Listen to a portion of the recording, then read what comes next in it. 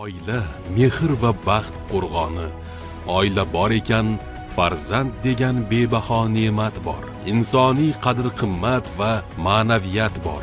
Oilaviy baxt bu eng ulug' saodatdir. Shavkat Mirziyoyev, O'zbekiston Respublikasi Prezidenti.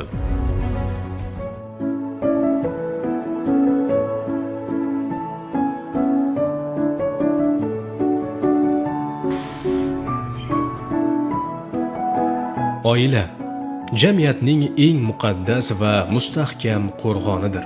Inson hayotidagi ilk tarbiyani, mehrni, sadoqatni va vatanga muhabbat tuyg'usini aynan oila bag'rida his qiladi.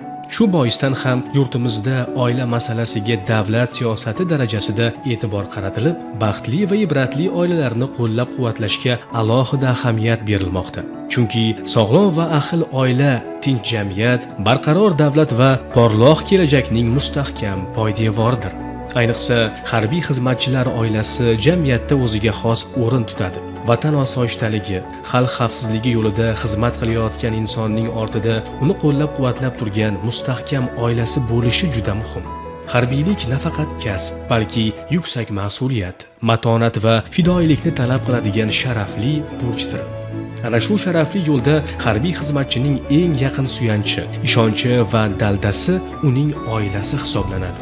Favqulodda vaziyatlar vazirligi tizimida xizmat qilayotgan harbiy xizmatchilarning oilalari esa alohida e'tirofga munosib.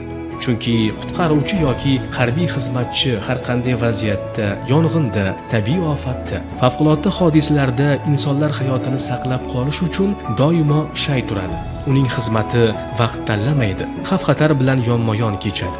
Shunday paytlarda oiladagi mehr-muhabbat, o'zaro ishonch va sabr harbiy xizmatchiga kuch va ilhom bag'ishlaydi. Ayniqsa harbiy xizmatchi ayolining o'rni beqiyosdir.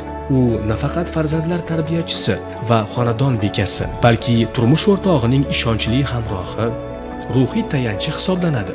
Baxtli oila bu nafaqat to'kin hayot, balki bir-birini tushunish, qo'llab-quvvatlash va qiyinchiliklarni birgalikda yengib o'tishdir. Ayniqsa favqulodda vaziyatlar vazirligi harbiy xizmatchisi oilasidagi sabr, fidoyilik va sadoqat har qanday e'tirofga munosib. Chunki ularning hayotida vatan, burch va oila tushunchalari bir-biri bilan chambarchas bog'langan.